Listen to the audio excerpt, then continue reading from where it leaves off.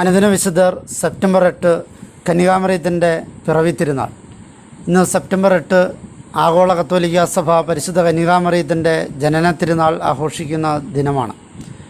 ഏതാണ്ട് 170 രചിക്കപ്പെട്ട യാക്കോബിൻ്റെ സുവിശേഷങ്ങളിൽ നിന്നുമാണ് പരിശുദ്ധ കന്യാമറിയത്തിൻ്റെ മാതാപിതാക്കളെക്കുറിച്ചുള്ള വിവരങ്ങൾ അറിവായിട്ടുള്ളത്.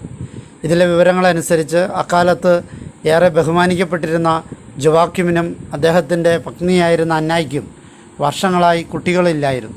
മക്കൾ ജനിക്കാത്തതുകൊണ്ട് ദൈവത്തിൻ്റെ ഒരു ശിക്ഷ എന്ന നിലയിലായിരുന്നു അവർ അതിനെ കണ്ടിരുന്നത്. വർഷങ്ങൾ നീണ്ട അവരുടെ പ്രാർത്ഥനയുടെ ഫലമായി മറിയം ജനിച്ചു. ദൈവത്തിൻ്റെ സൃഷ്ടികളിൽ ഏറ്റവും വിശുദ്ധിയുള്ളവളും എല്ലാ മനുഷ്യരുടെയും ആത്മീയ മാതാവുമായ കന്യകാമറിയം ലോകരക്ഷകൻ്റെ അമ്മയാകുവാൻ വേണ്ടിയാണ് ഈ ഭൂമിയിൽ ജനിച്ചത്. അവളുടെ മകൻ്റെ അനന്തമായ യോഗ്യതകൾ കാരണം അവൾ തൻ്റെ മാതാവിൻ്റെ ഉദരത്തിൽ ഭ്രൂണമായതും ജനിച്ചു വീണതും പരിപൂർണ അമലോത്ഭവിയും ദൈവാനുഗ്രഹം നിറഞ്ഞവളുമായിട്ടാണ്. സ്വർഗത്തിൻ്റെയും ഭൂമിയുടെയും രാജ്ഞിയായ അവളിലൂടെ സകല മനുഷ്യർക്കും എല്ലാ കൃപാവരങ്ങളും ലഭിക്കപ്പെടുന്നു.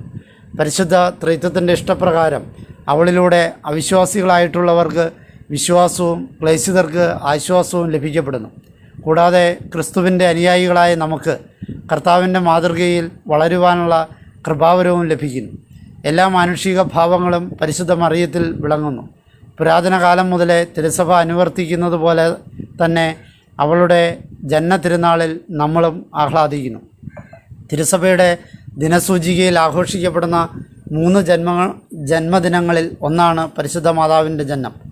ക്രിസ്തുവിൻ്റെ ജന്മദിനം ഡിസംബർ 25, സ്നാപയോഹന്നാൻ്റെ ജന്മദിനം ജൂൺ 24, പരിശുദ്ധ കന്യാമറിയത്തിൻ്റെ ജന്മദിനം ഇന്നേ ദിവസം എന്നിവയാണ് ആ 3 ജന്മദിനങ്ങൾ. ഇവർ 3 പേരും പാപമില്ലാതെ ജനിച്ചവരാണ്. മറിയവും യേശുവും ഗർഭത്തിൽ ഉരുവായത് തന്നെ ഇല്ലാത്തവരായിട്ടായിരുന്നു.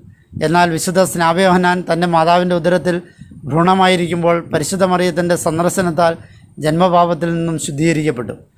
വേനൽക്കാലത്തിന് അവസാനമാവുകയും മഞ്ഞുകാലം തുടങ്ങുകയും ചെയ്യുന്നതിനാൽ സെപ്റ്റംബർ 8 എന്ന ദിവസത്തോട് ബന്ധപ്പെട്ട് നിരവധി നന്ദി പ്രകാശന ആഘോഷങ്ങളും ആചാരങ്ങളും നിലവിലുണ്ട്.